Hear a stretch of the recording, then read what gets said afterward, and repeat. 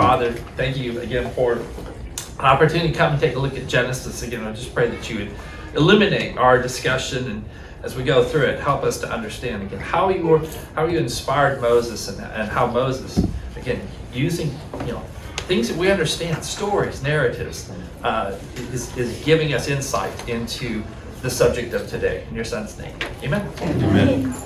All right, so it was not a great week for Renee and I this last week, so I'm skipping.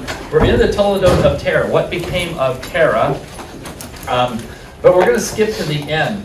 So so this is actually Unit 10. We have not. If you're wondering where's Unit 8, 9, you'll see them next week and the week after. And I actually announced which Toledot we're doing this week for the first time. You did? Yeah. Yes. Oh, fantastic! You got it right. Very helpful. Oh. I remember. You're still stuck on the triplets, right? Which, by the way, I brought up in the elders meeting, and they all said, absolutely, they were triplets. No, I'm just kidding. They did not. But Wayne backed me up. He said, I've heard of that. And that was as far as it went. So, anyway. All right. So I was talking to my parents about that, and I just feel if they were triplets, the third one wouldn't have been named Japheth. They were on theme, one syllable, end with an M, and they're like, Japheth. And then I was like, maybe if you've already given birth to 2 children that day, you kind of don't care about the last one. Yeah. He's still the baby of the family, right? Number 3 is always the baby of the family, right? So, all right, so we're going to begin with Genesis 24. So open up your Bibles to Genesis 24, and we're going to take time reading through it. So we're going to do, everybody, this is an all play Sarah. Everybody reads, no skipping. So we're going to go to Genesis 24. We'll have basically people do is read a couple verses, and then we'll just go around the room and serpentine style. So, Chad, do you want to start with Genesis 24, and then we'll just do 2 verses, and we'll just go. You got it? You ready? Because you're next. All right, very good. And we'll just start working this way. Okay? Sounds good. 2 verses each? 2 verses each. We'll get through this sucker probably 1.5 times. So. Now Abraham was old, well advanced in years, and the Lord had blessed Abraham in all things. And Abraham said to his servant, the oldest of his household, who had charge of all that he had, put your hand under my thigh. That I may make you swear by the Lord, the God of heaven and the God of earth, that you may not take a wife from my son from the daughters of the Canaanites, among whom I dwell, but will go to my country and to my kindred and take a wife for my son Isaac. The servant asked, "But what if I can't find a young woman who is willing to travel so far from home? Should I then take Isaac there to live among your relatives in the land you came from?" Make sure that you do not take my. Oh wait, that's fine. Absolutely, we'll go serpentine. I like it. Okay, make sure that you do not take my son back there. Abraham said, "The Lord, the God of heaven, who brought me out of my father's household in my native land, who spoke to me and promised me an oath, saying, 'To your offspring I will give this land.' He will send his angel before you, so that you can get a wife for my son from there." If the woman is unwilling to come back with you, then you will be released from this oath of mine. Only do not take my son back there. So the servant put his hand under the thigh of his master Abraham and swore an oath to him concerning this matter. Then the servant took 10 of his master's camels and departed, taking all sorts of choice gifts from his master, and he rose and went to Mesopotamia to the city of Nahor. And he made the camels kneel down outside the city by the well of water at the time of evening, the time when women go out to draw water.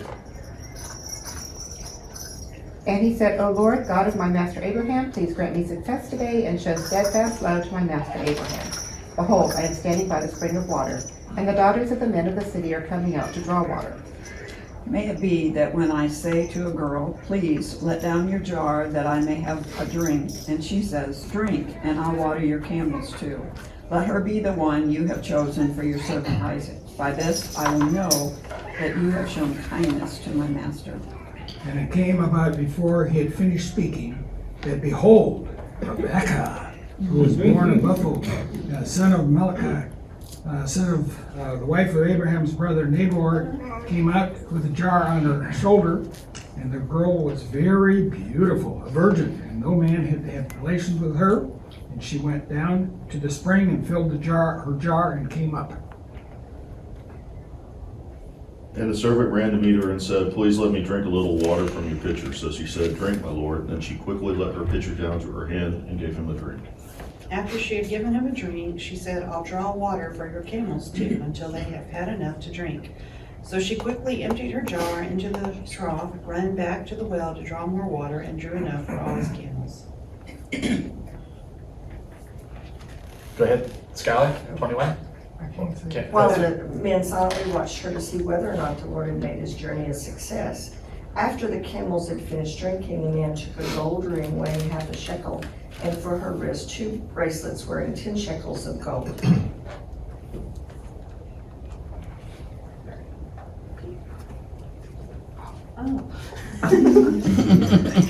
And said, "Please tell me whose daughter you are. Is there room in your father's house for us to spend the night?"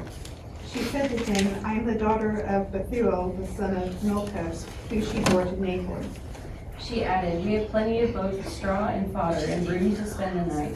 The man bowed his head and worshipped the Lord. And he said, "Blessed be Yahweh, the God of my master Abraham, who has not forsaken his loving kindness and his truth toward my master. As for me, Yahweh has guided me in the way to the house of my master's brothers." Then the young woman ran and told her mother's household about these things. Now Rebekah had a brother whose name was Laban, and Laban ran outside to the man at the spring. It came about that when he saw the ring and the bracelets on his sister's wrists, and when he heard the words of Rebekah his sister, saying, "This is what the man said to me," he went to the man, and behold, he was standing by the camels at the spring. Sarah's coming. I was taking her to class. Good job, The little girl that came in here. That's, oh yeah, she's in the wrong place. Yeah. Oh. Okay. Good for you. You can skip if you want to. Okay. He said, "Come in, O blessed of the Lord. Why do you stand outside? For I have prepared the house and the place for the camels." So the man came to the house and unharnessed the camels, and gave straw and fodder to the camels, and there was water to wash his feet and the feet of the men who were with him. Then food was set before him to eat, but he said, "I will not eat until I have said what I have to say." He said, "Speak on." So he said, "I am Abraham's servant." The Lord has greatly blessed my master, and he's become great. He has given him flocks and herds, silver and gold, male servants and female servants, camels and donkeys. And Sarah, my master's wife, bore a son to my master when she was old, and to him he has given all that he has. And my master made me swear, saying, "You shall not take a wife for my son from the daughters of the Canaanites, in whose land I live, but you shall go to my father's house and to my relatives and take a wife for my son." But I said to my master, "Suppose a woman will not come back with me," he said. He said to me, the Lord before whom I have walked, will send his angel before you and make your journey a success. And you will take a wife for my son from my clan and from my father's family. Then when you go to my clan, you'll be released from my oath. Even if they refuse to give her to you, you'll be released from my oath. When I came to this spring today, I said, "O Lord God of my master Abraham, if you please grant success to the journey on which I have come." Behold, I am standing by the spring of water. Let the virgin who comes out to draw water, to whom I shall say, "Please give me a little water from your jar to drink." And she said to me, "You drink, and I will draw for your camels also. Let her be the woman whom the Lord has appointed for my master's son." Before I had finished speaking in my heart, behold, Rebekah came out with her jars on her shoulder and went down to the spring and drew, and I said to her, "Please let me drink." And she quickly lowered her jar from her shoulder and said, "Drink, and I will water your camels also." So I drank, and she watered the camels also. Then I asked her and said, "Whose daughter are you?" And she said, "The daughter of Bethuel, Nahor's son, whom Milcah bore to him." And I put the ring on her nose and the bracelets on her wrists.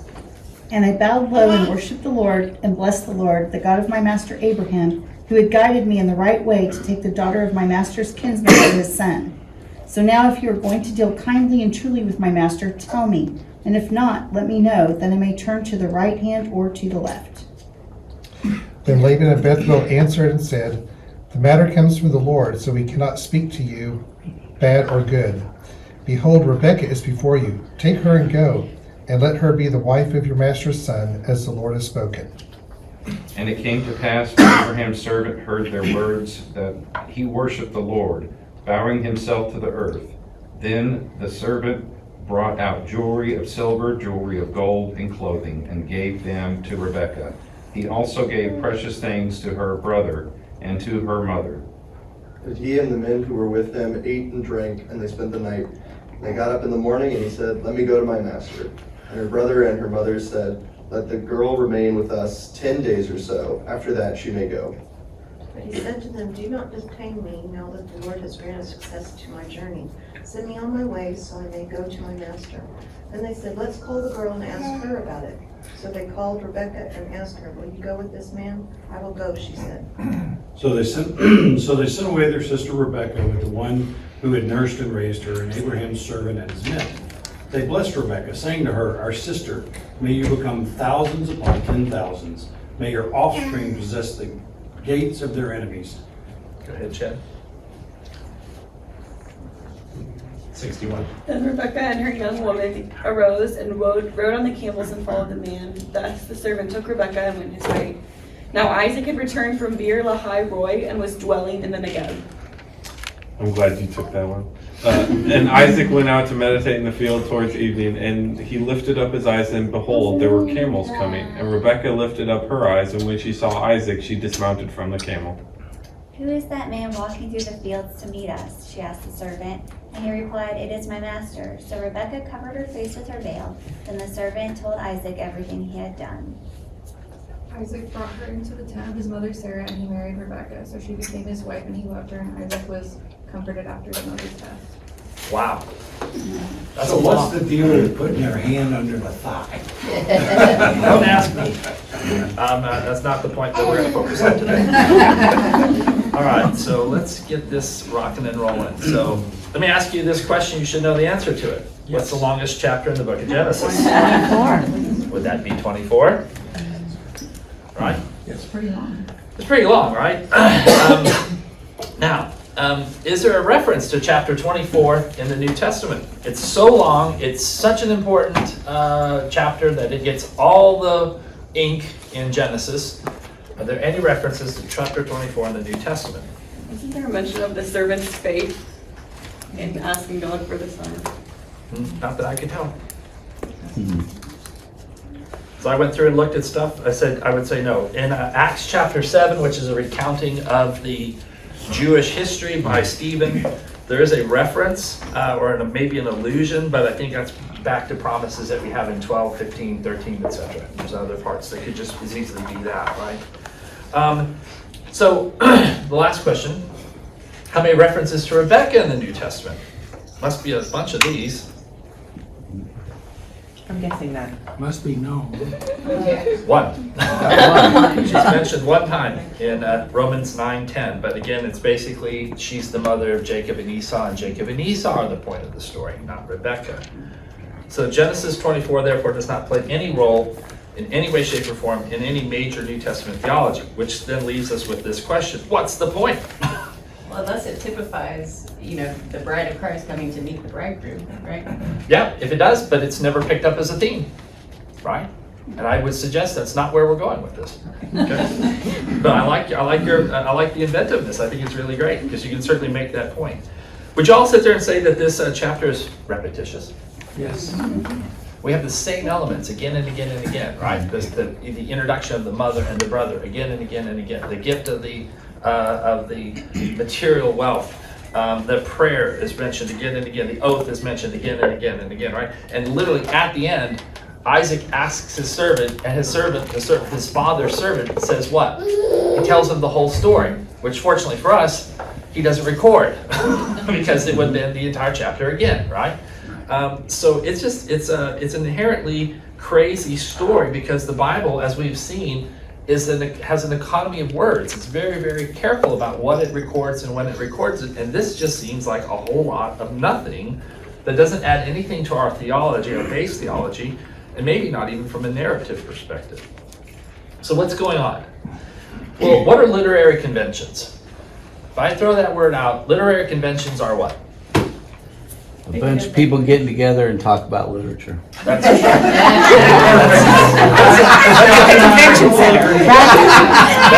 colloquium. So you are wrong. This is the room. Figurative language. It's like saying the prodigal son. You know what that means because it's in the Bible, and most people know what that means. That's a literary convention. The prodigal son references a literary convention. Exactly right. And you were to say also? Figurative language, allusion, or metaphor. Yes, to a large extent that is also, these are the base parts of it. So a literary convention really is basically features of literary work that define its genre. So if we were to sit there and talk about, and again, you can read all the rest of this, but you guys are talking about the tropes, the arcs, the cliches, the devices, and so that's where you're talking about your figurative language. For you, you're talking about the going and the coming back. These things become an arc. In your case, what you're talking about is a story arc that gets repeated again and again. But if I were to sit there and say, what makes a romance novel a romance novel, how would y'all answer it? Cheesy title. Cheesy title, chunky, a well-built dude on the front who doesn't wear his shirt real well, right? Does it always end happily? Of course, right? By the way, every William Shakespeare comedy ends or has a wedding in it. Every single one. Okay. If I were to sit there and say, what's a science fiction novel have in it? Alien. Can you just walk him for me? I'll get him at lunch, but you can start now. It has aliens in it, or technology, space, etc. Right? These things become part of this, right? And so the idea behind this is to sit there and say, what we have is the problem is that we don't have these types of conventions readily in our mind, because let's face it, the story happened 4,000 years ago. And the conventions that they would be familiar with in their culture are not really accessible to us because they've been kind of lost on us. So unfortunately, we have to go off and do what? We have to try and find them. Do we have modern conventions when we tell a story? My answer is, I think we do. Let me give you a demonstration of one.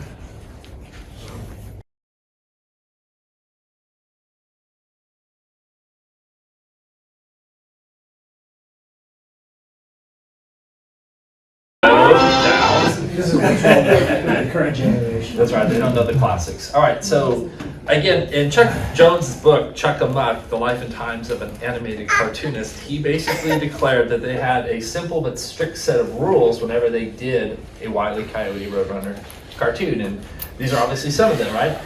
Roadrunner cannot harm the coyote except by going beep beep, but he always does it behind him, in front of him, does something that will scare and create the situation, right? Whenever possible, make gravity the coyote's greatest enemy. No outside force can harm the coyote except his own ineptitude or the failure of Acme products. Now, the coyote could stop at any time if he were not a fanatic. George Santana has this quote, "A fanatic is one who redoubles his effort when he has forgotten his aim." And that seems to be the coyote. There's no dialogue except for beep beep and then the little signs. The roadrunner must stay on the road, otherwise he's not a roadrunner.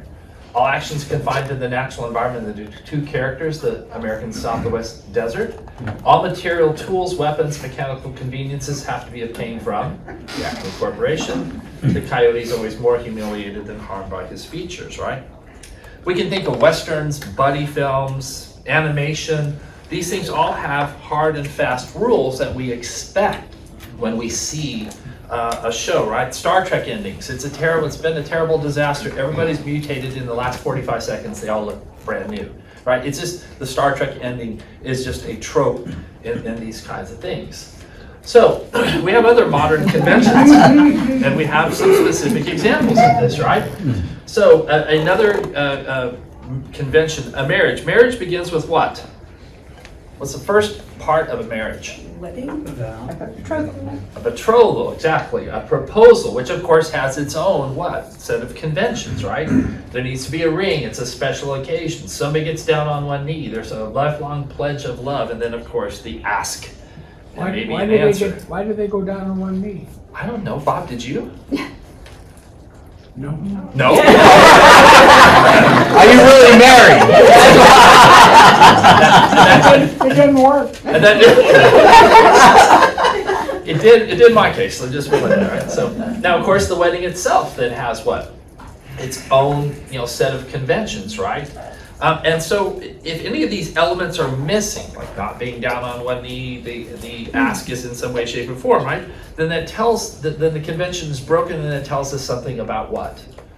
The characters, the plot, something in our mind is triggered to that in some way, shape, or form. Think about a Western where the good guy wears black and the bad guy wears white. All of a sudden you're thinking something is... I think it's the other way No, around. no, that's the breaking of the convention. That's the breaking of the convention. It tells you breaking something. it. Yeah, you've broken the convention, now something is different, right? From these perspectives. And so we're going to look at today at this chapter 24 because this is the biblical betrothal scene, certainly as it is pitched to us by Moses. So if you want to, you can switch over. I'm going to read Exodus 2, 16 through 22. Exodus 2, 16 through 22.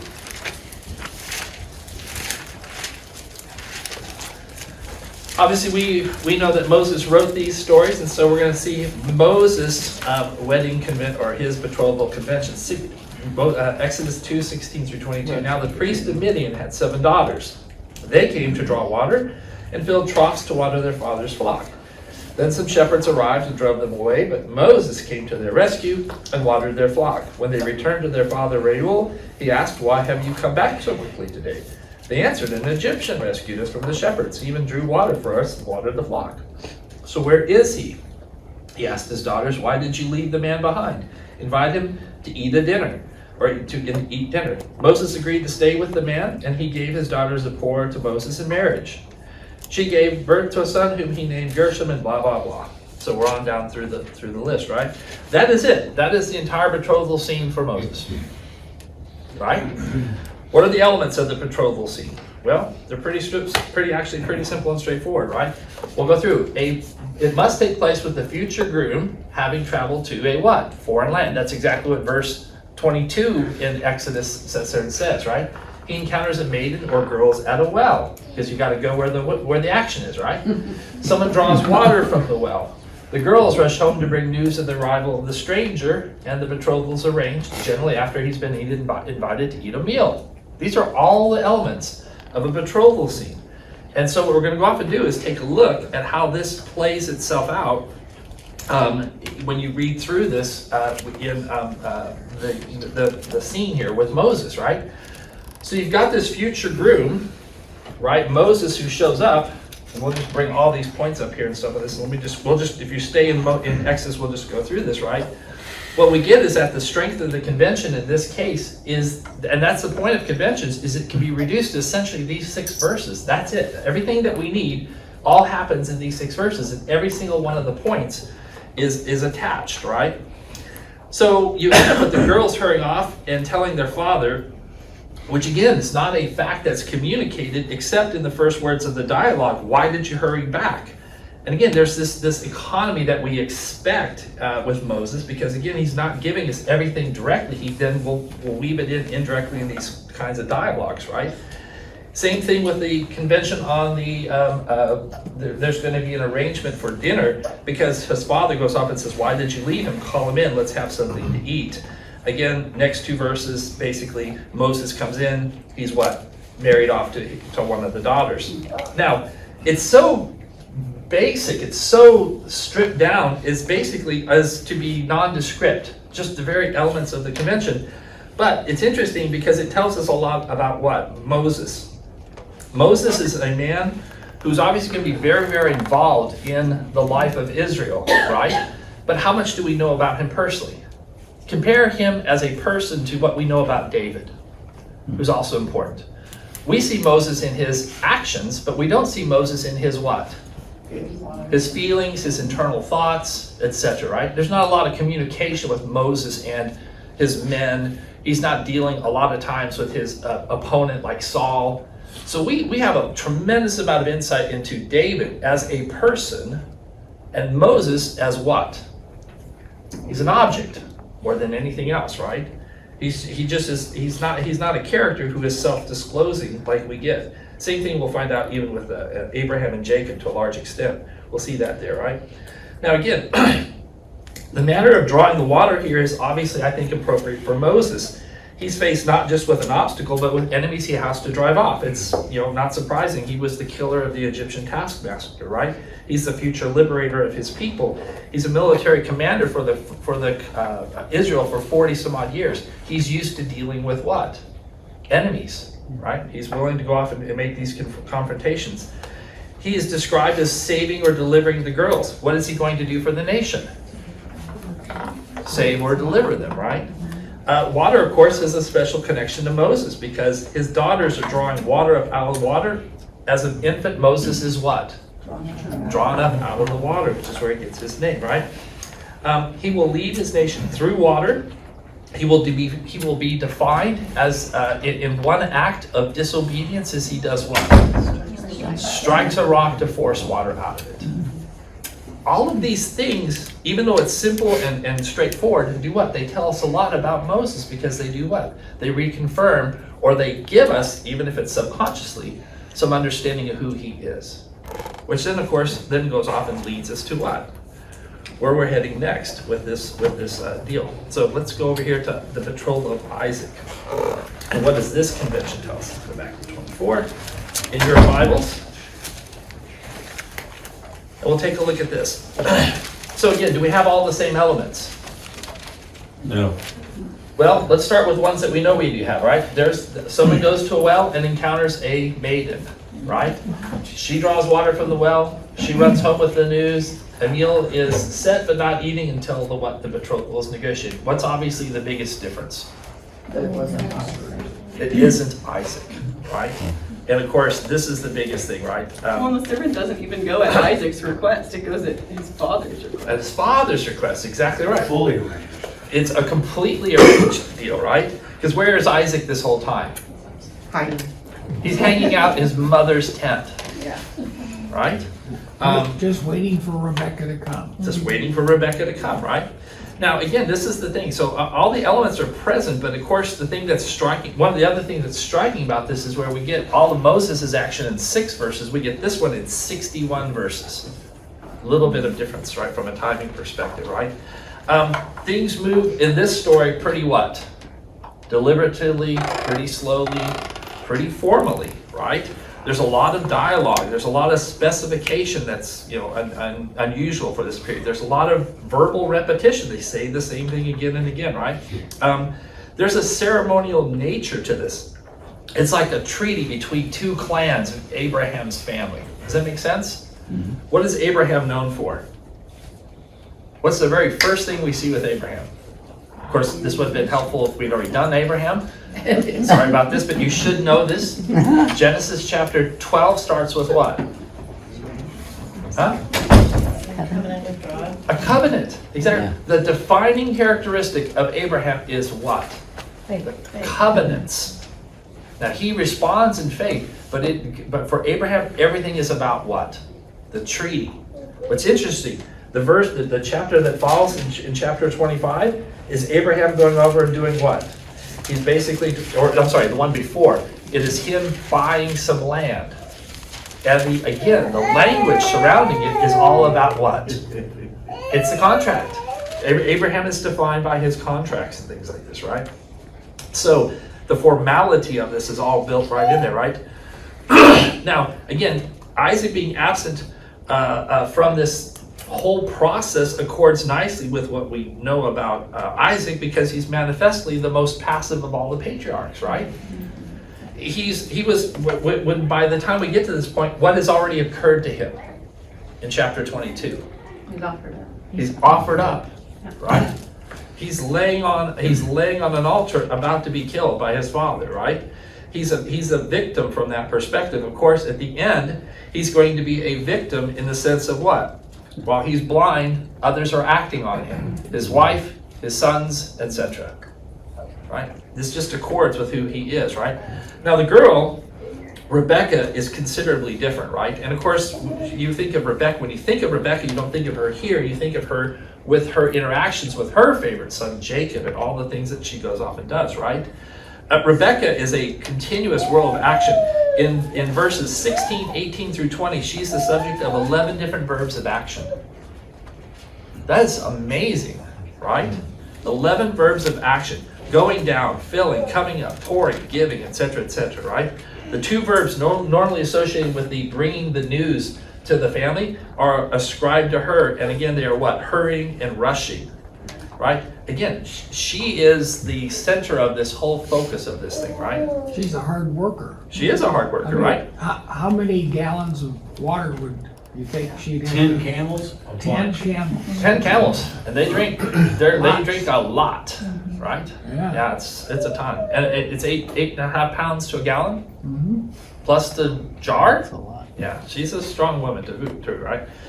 Now again, she goes off and she will do what? When you think, we won't do this, but if you go forward a little bit, you take a look at the moment that she seeks to make sure that Isaac gets the blessing. Again, you get these same sets of verbs. She hurries, she cooks, she takes, she dresses, she gives. All these things have to happen before Esau returns to the field. Returns from the field, right? Rebecca is given to us in this way, where she is the dominant part of the scene, because again, why? It's the important part of the story. Isaac has what to contribute to this? He utters not a word. Utters not a word, right? She is a woman who's going to be reckoned with in a lot of different ways.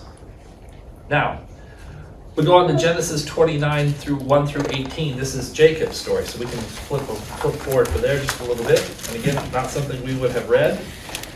But again, it's fascinating, and we'll take, because we got time, we'll take time and we'll read through this. What did you say, 29? 29, 1 through 18. This is now Rebecca's favorite son meeting and basically reprising the same journey.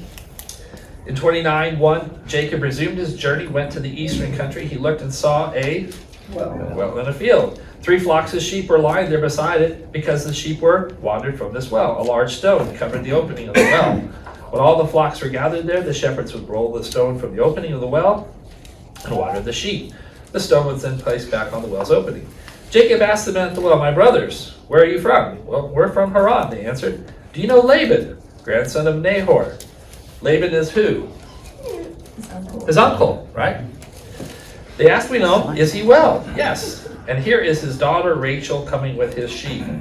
Then Jacob said, "Look, it is still broad daylight. The time for watering animals has already kind of come and gone. Water the flock and go out and let them graze." They replied, "Well, we can't until all the flocks have been gathered. The stone is rolled from the well's opening. Then we will water the sheep." While he was still speaking with them, Rachel came with her father's sheep, for she was a shepherdess. As soon as Jacob saw his uncle Laban's daughter Rachel with his sheep, he went up and rolled the stone from the opening, watered his uncle Laban's sheep. Jacob kissed Rachel and wept loudly. He told Rachel he was his father's relative, Rebekah's son. She ran and told her father. When Laban heard the news about his sister's son Jacob, he ran to meet him, hugged him, kissed him. Then he took him to his house, and Jacob told him all that had happened. But we don't get any repetition this time. Laban said to him, "Yes, you are my own flesh and blood." After Jacob stayed with him a month, Laban said to him, "Just because you're my relative, should you work for me for nothing? Tell me what your wages should be." Laban had 2 daughters. The older was named Leah, the younger was named Rachel. Leah had ordinary eyes, but Rachel was shapely and beautiful. Jacob loved Rachel, so he said, "I will work for you 7 years for your younger daughter Rachel." That's the betrothal. It's interesting. When do we find out something interesting and important about Rachel? In contrast, only in contrast with her sister, right? When did we find out that Rebecca was a stunner? Immediately, right? Again, these elements come into this, right? So again, if we bring up all the parts of this, right? Is anything out there? Nope. Jacob comes, but this time he's a fugitive with nothing but a staff, which is why I think he spends what? A month Because when the Abraham's servant showed up, she doesn't leave the well without what? 10.5 shekels worth of gold. How much does Jacob, display of his wealth? He's got nothing, right? Of course, there's the well, but there's a delay in the encounter. He's the one who removes the stone, draws the water. She, of course, runs home and tells the father, hospitality is shown, but it is as restrained as it could possibly be. Again, very, very different. No camels, no wealth, bare requirements for traveling, just a staff, right? The whole scene is played out from Jacob's point of view this time, right? Where his dad's betrothal is this very ceremonial, ponderous sort of a deal. Jacob's is what? Personal, intimate.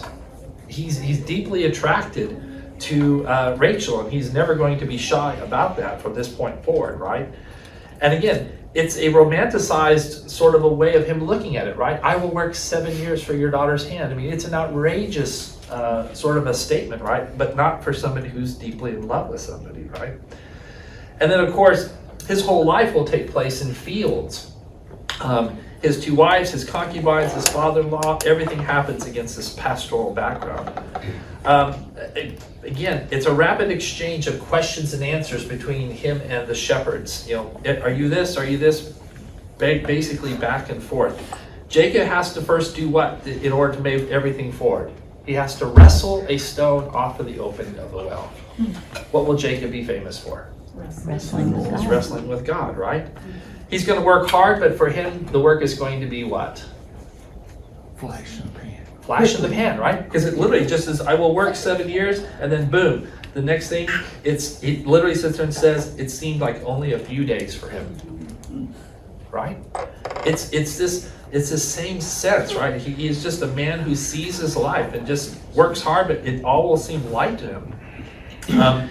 He is described here, he was a heel grabber when he came out of the womb, but he is a wrestler, a contender. He's a person who seizes his own fate. He's one who's willing to negotiate with everybody and anything, because we'll see him do the same thing when he comes back in. He's willing to negotiate with his brother because he knows his brother wants to do what?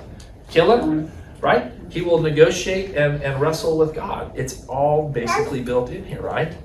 The same thing with the stone and the well. The stone has to be removed in order for it to be productive. His wife is going to live like that. She is shut up, right? She cannot produce children. Children will come from her through what? Great effort. In fact, she will die in the birth of the second. Jacob is a person who commemorates life with stones.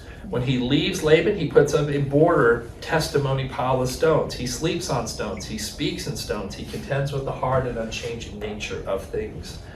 And again, there's no interaction between Rachel and his future wife, right?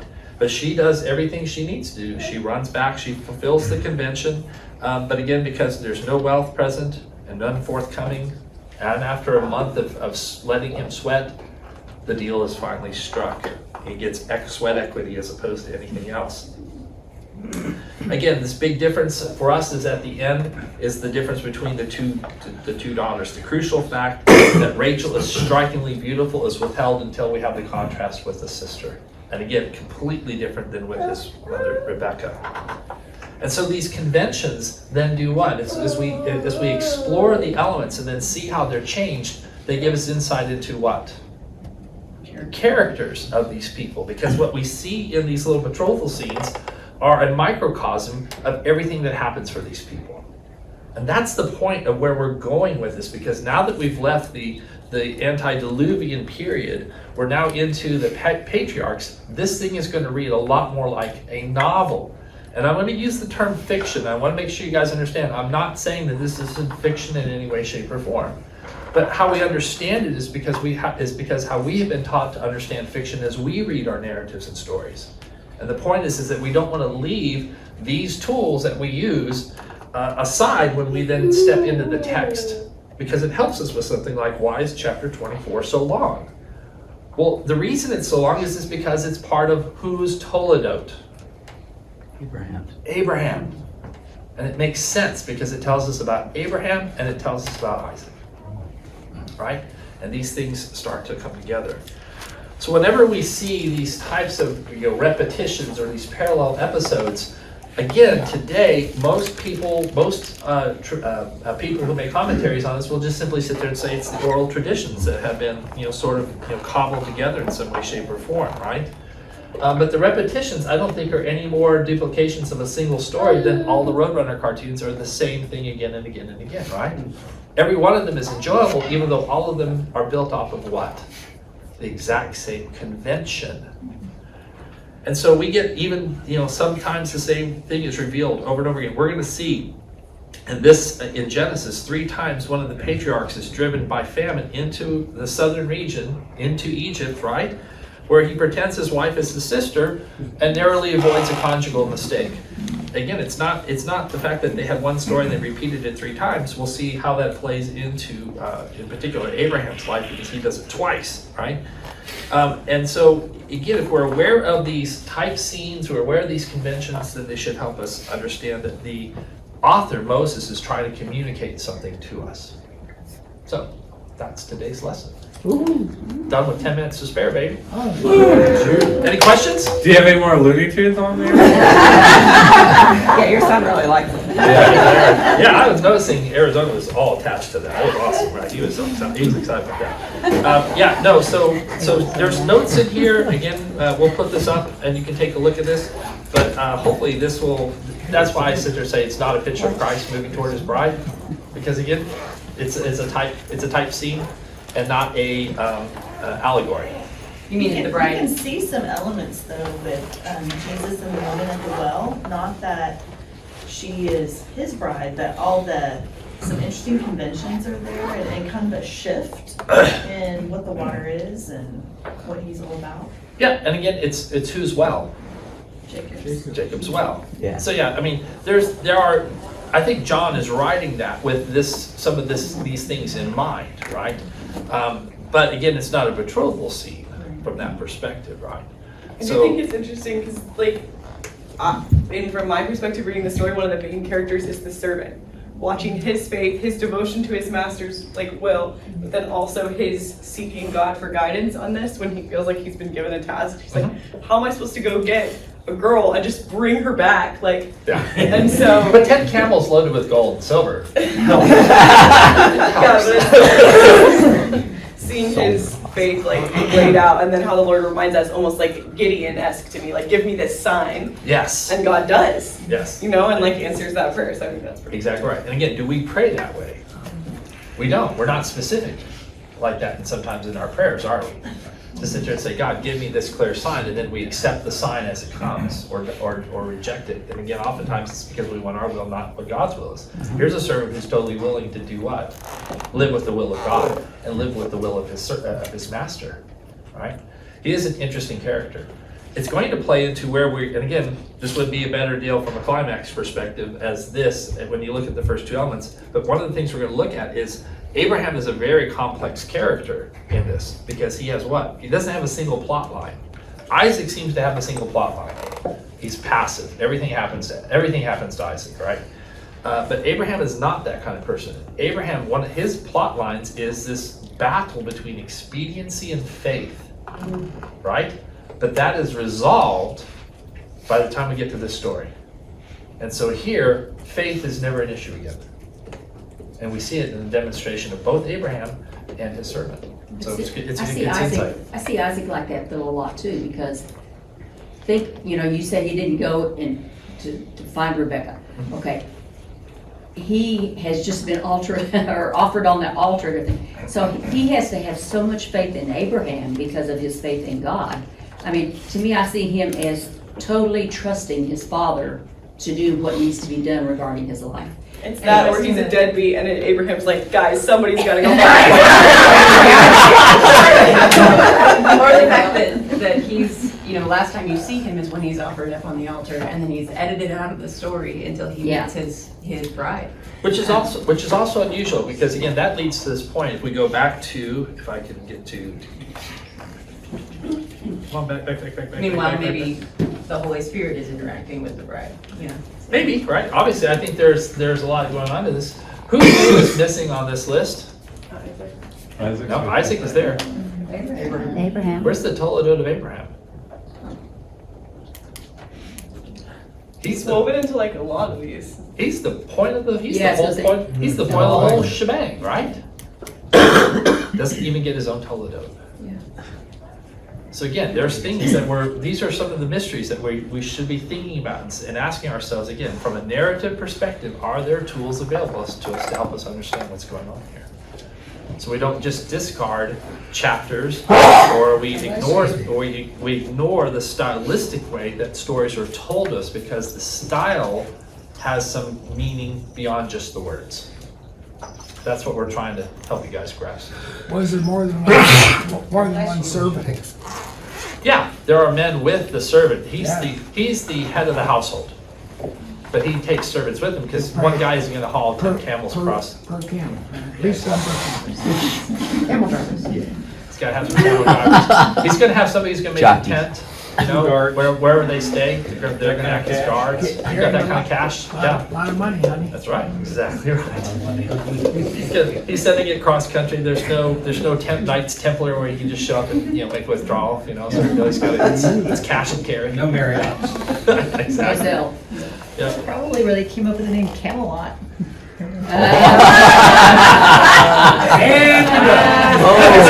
Awesome.